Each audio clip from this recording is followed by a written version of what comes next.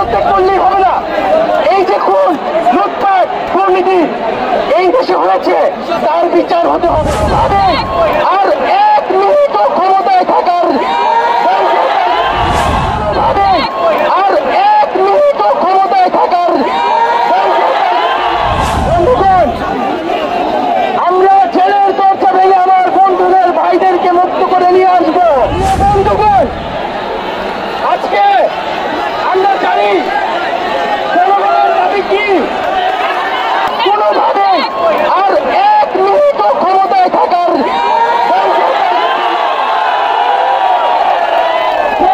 বলেছেন গণভবনের দরজা খোলা আছে।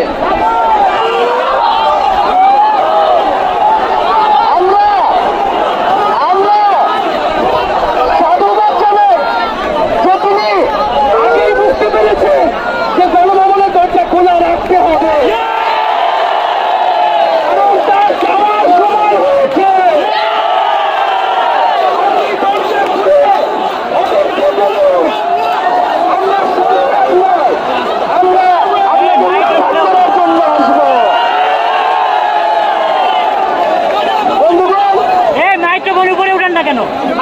আমরা খুবই স্পষ্ট কথা, শুধু শেখ হাসিনাকে পদত্যাগ করলেই হবে না।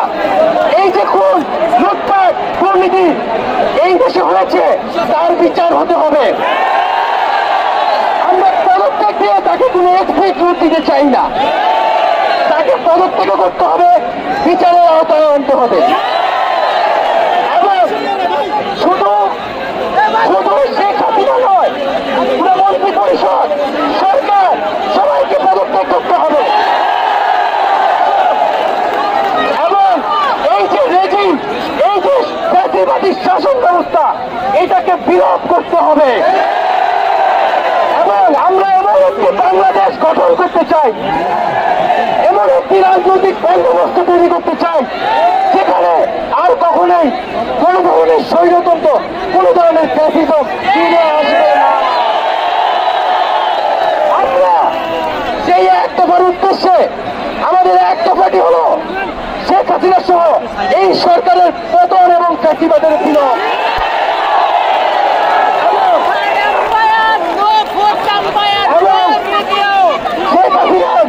এবং এই সরকারের লুটপাট, গণহত্যা সহ দুর্নীতি সহ সকল কিছুর বিচার নিশ্চিত করা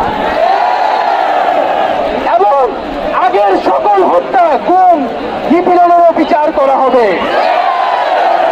সকল রাজবন্দীদের মুক্তি নিশ্চিত করতে হবে। আমরা প্রয়োজনে জেল মুক্ত করে আমার ভাইদেরকে নিয়ে আসবো।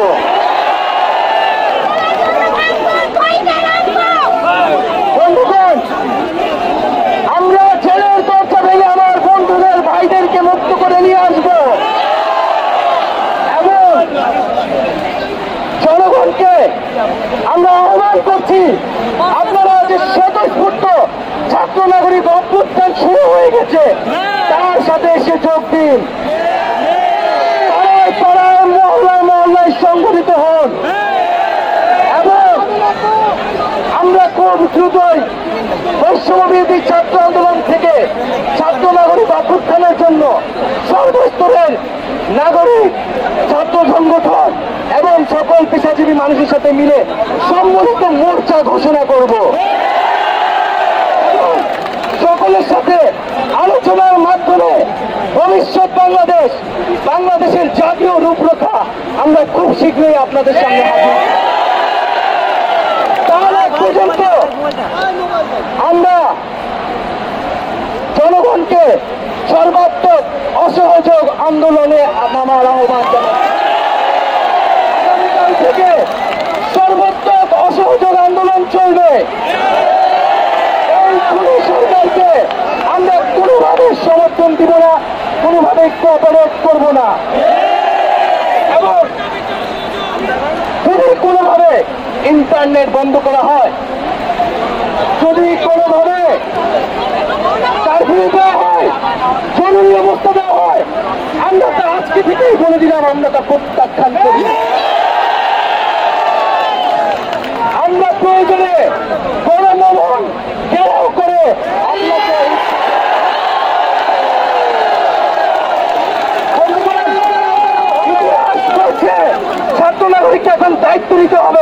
আমাদের দাবি জানানোর কেউ নাই, আমাদেরকে আমাদের দাবি বাস্তবায়ন করতে হবে।